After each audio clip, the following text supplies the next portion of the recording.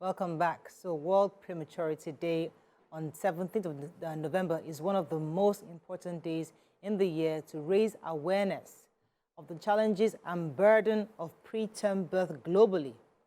Besides the color purple, which stands for sensitivity and exceptionality, the socks line has become a symbol for World Prematurity Day. A small pair of purple socks, framed by 9 full-size baby socks, symbolizes that 1 in 10 babies are born preterm.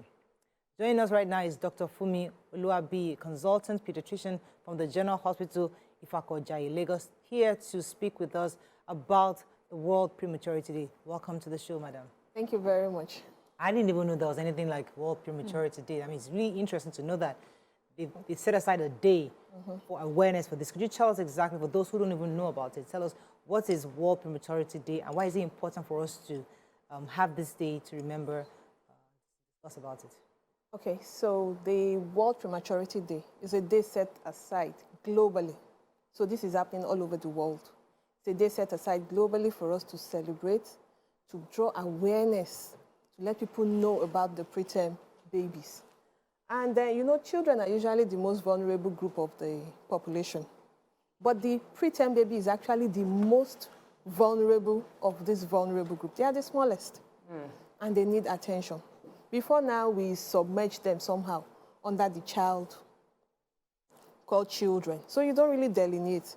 But once we started to delineate and draw awareness to the preterm baby, then we know that, oh, these people actually deserve a mention. What qualifies a preterm baby? What's the... So a preterm baby is a baby that is born before 37 completed weeks of gestation.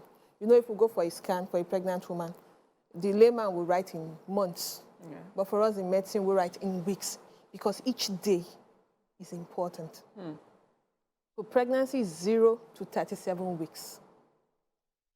Any baby born after 37 weeks is fine. We call that baby a full-term baby. But a baby born before 37 completed weeks is referred to as a preterm baby. So in Nigeria, would you say this is something that is quite common or is it rare? Oh, in fact, globally, we have about 13 to 15 million babies born preterm every year. So 1 in 10 babies actually delivered preterm. Now the incidence in Nigeria varies. For us, in some hospitals, it's 1 in 4. It's that common. Wow. It's anything between 1 in 4 and 1 in 10. 1 in 10 is the global, but in Nigeria, it's about between 1 in 4 and 1 in 10 babies born in each hospital comes out preterm. Well, what would you say causes that? What are the factors that makes it so common in Nigeria? Okay, so there are various factors that could cause it. Some are from the mother, in which case maybe the mother is ill, a woman with hypertension that's uncontrolled, what you call preeclampsia. Some who were previously hypertensive gets pregnant and then the blood pressure just shoots up and it becomes a danger to the mother. You have to deliver that baby. Let the baby take its chance outside. Okay. Others who become diabetic, gestational diabetes, and mothers with other form of chronic illness. Now, a mother whose womb also has an abnormality. Some uteruses are actually small or they have some defects. They can't carry a baby to term. So they are allowed to get pregnant, but you deliver those babies earlier. And then babies come with their own problem. Babies with other forms of anomalies, we have to deliver early. A woman who ruptures her membrane, she starts to see water. We don't know why it happens. Sometimes it just happens. Once you start seeing water, that uterus is no longer healthy for the baby. So we'll let the baby come out and we'll do what we can for the baby. So those are some of the things. Of course, when you also have stressors, stress has been known to be a causative factor. And you know there are so many things stressing Nigerians these days. Yes. So say that again. It could just be stress. And sometimes it's unexplained. It just happens. But a woman who has had a preterm baby before is likely to have another preterm baby. So we keep a close eye on such women. Right, okay. So, for me, when I think about when my kids were about 7 years old, I had twins, and I was already being told that usually they will come preterm. In my mind, I feel like it was prayer and all of that that prevented that from happening. But I took a 7-year-old child to the hospital, and there was a premature baby that was being rushed into Lasso General Hospital, and because there was no incubator available to accommodate the baby. And reading up on what you advise is the warmth, Skin to skin. skin to skin. And my thought was the incubator was essential. So where is the place for incubator and where is the place for skin to skin, and which is most important to ensure the child remains viable? The incubators are very expensive. Very, very expensive. And it's not just to have it, you also have to maintain it. Now, a lot of facilities don't have. Now, what has happened over time, and this is something very gratifying, it was good for us to know that, is the fact that you can actually do skin to skin for these babies. Now, various studies have actually shown us that that helps a lot. And in Ife, there was a IKMC, what we call immediate kangaroo mother care study in Ife. It was actually carried out, I think, about 5 African countries. And what they did was put some people in the study group. So a baby comes out preterm. And these babies are those who weigh between 1 kg and 1.8 kg. Wow. So even the very small ones, 1 kg, 1.8 kg. So they were randomized. Some to do KMC. So they put on their mother's chest immediately. Some of them need CPAP. They need support with oxygen. Yes, put them together. And then the other group, no KMC, put them in the incubator, which is what we call the standard care.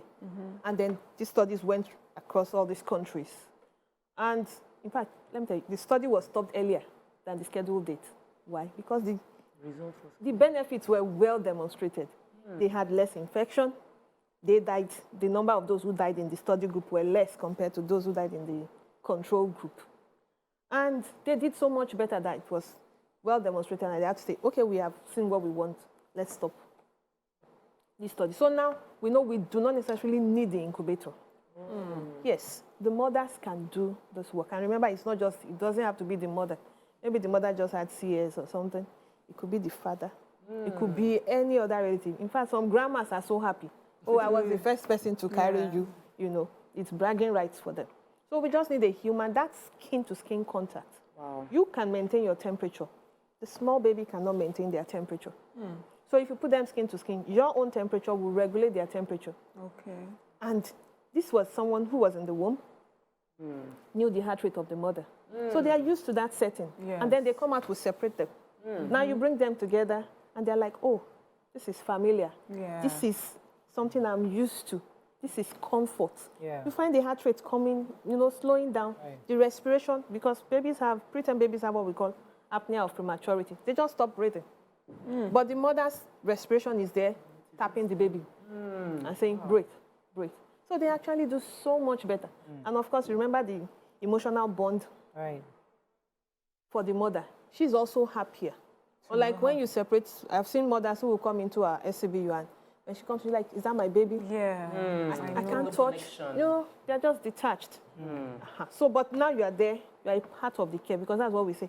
The mothers are also a part of the care, family-centered care. Let's get a few more questions for you. Some people will still disagree because, you know, these are usually very fragile babies. They're very small. I've had one at 24 weeks, so tiny. And I could just into my palm. Like that. So how would you say they handle the babies depending on size?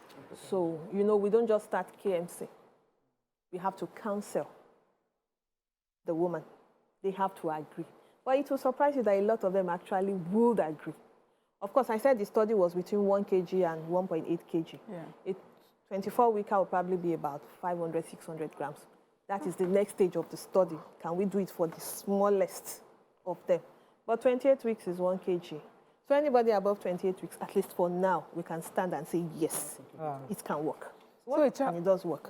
I was going to say, what's the theme for this year? I mean, Yes, the theme for the year is small actions, big impact. Immediate care for every baby. Immediate skin-to-skin care for every baby. And, you know, when we see a preterm baby, we think, oh, it's such a big issue. It's cost intensive and all that. But there are small, small things that we can do that will make a difference. This KMC doesn't cost us anything now. It doesn't. I've seen fathers do KMC. So it's a small action, but it makes a very big difference in determining the outcome for that baby. The other small action that we want to emphasize is breastfeeding. It's breast milk for the baby. And you know, for a baby in KMC, in fact, if you've been at a delivery, you know now we deliver babies onto the mother's abdomen. On their own, while you are even still busy delivering the placenta, they start searching. You see them crawling. Yes, very beautiful. You can check on YouTube. They will crawl because they can smell the milk. Oh my God. And then they latch on. And you are probably still doing something. Then you start hearing, you're like, So cute. Imagine that. yeah, so the preterm babies too, they will smell the milk. Okay. Emotionally, the mother is, in the mood, yes. So the milk will flow. And the baby in KMC, you don't even have to separate from the mother. You're just losing your wrapper. Hold your baby like this. He sucks. Goes back. Preterm You want to do cup feeding? Yes. I was going to ask. You want to do cup feeding? They can latch on, but there's an age. Yeah. But there's what we call non-nutritive sucking. It's just let them get used to the feel of the breast. It helps the mother, it helps the baby. So feeding is very important. The third small action is hand washing. Okay. Hygiene. Important one. We don't think about it. But if you enter any neonatal ward, wash your hands outside, wash your hands inside, wash your hands between babies. It makes the difference between a child who is going to get septic and die or survive. So even when we're discharging them home, you teach them how to wash your hands. Who is going to help you care for this baby at home? Bring the person. Teach the person. This hand washing is very small, it's very simple, but it makes a major difference in what happens, the outcome of the baby. Something I thought you skipped. One of these stressors that led to preterm birth that is common here. Multiple. Relay duties. One of those things that we compel women to do. Yeah. A pregnant woman is called lazy. She cannot do Agile and everywhere. There's no price for such things. about the difference. Thank you. Tell There's them. no price for There's it. no price. There's no price for it. That's the truth. That the woman, she's pregnant. She's doing a lot of work. The metabolism has changed. Yes, you don't have to add more. There are lots of myths around having a preterm baby. Yes. There are stories around they are not going to be normal, they're going to be slow, or they might have deformities. And some parents, some people label preterm babies like this one was not kogbo. Maturity, I don't know how to say it in English. Like It's not mature. yes, Did not right.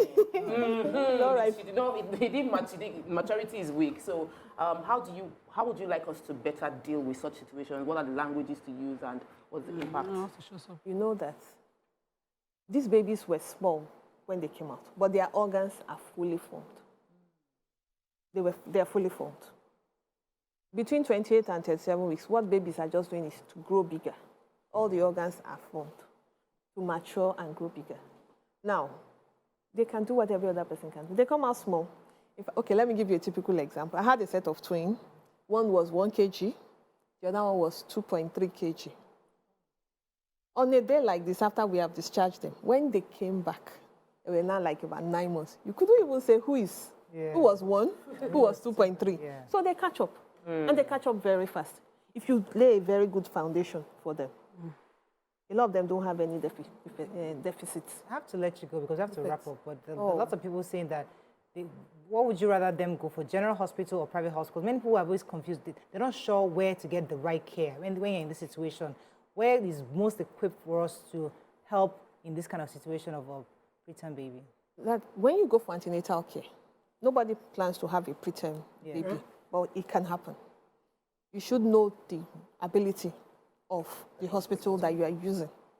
What we say is, if a preterm birth is unavoidable, then move that baby in utero. If you cannot take care of that baby, if that hospital cannot take care of a preterm baby, then don't deliver. Move the baby with the mother in the womb. That gives them the best chance wherever they're going to. And move to a place where the baby can be delivered, the mother can have her own part, and the baby will have his own part. A lot of our general hospitals are doing very well. In fact, the MCCs, fantastic, a lot of them. We had an audit about some 3 days ago as part of this celebration, and the figures were fantastic. So the Lagos State government is doing quite a lot in terms of the public hospitals. We also have a lot of private hospitals, and thank God for health insurance. You just need to know what you are covered for and go to the right place. But we don't want people delivering a 1 kg baby when you know you don't have the facility to take care of that baby, and then you start moving the baby from one hospital to another. If at all you have to do that, please put that baby in KMC and move. Because when you just carry them like this, you think you have wrapped them. They get to the last facility, they are cold. I had a baby in my facility. I didn't have space, and I had to refer. Of course, the mother was still ill. I called a sister hospital, and I said, I need to move this baby. The ambulance had gone for something else. Daddy, this is your baby. He's 1.1 kg. We don't have space. I've called our sister hospital. They said, come. Do you mind putting your baby on your chest and transferring this baby? So that would involve unbuttoning your shirt. Yeah, so he and removed the shirt gladly, put on his baby with just a diaper and a cap and socks on. And we tied a wrapper. And we put on his shirt. And he entered the ambulance, or his car, I can't remember which. And he moved, and he got to that hospital. Baby survived. But when you bring them in, temperature is subnormal. You have compromised them so much already. So we just, even if that's the only message here, deliver in a facility where baby can be cared for. If you can't, and the baby is delivered, please put skin to skin and transfer to the referral hospital. Thank you so much, Dr. Funmi, for coming today. I really appreciate You're welcome. your knowledge. Yeah, it's good to have doctors like this in Nigeria. Thank you. Thank you very much. All right, that's all we can take on this conversation. When we come back, we move on to our hot topic of the day. Stay with us. We'll be right back.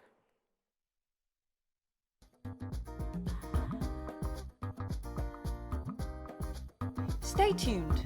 Your View will be right back.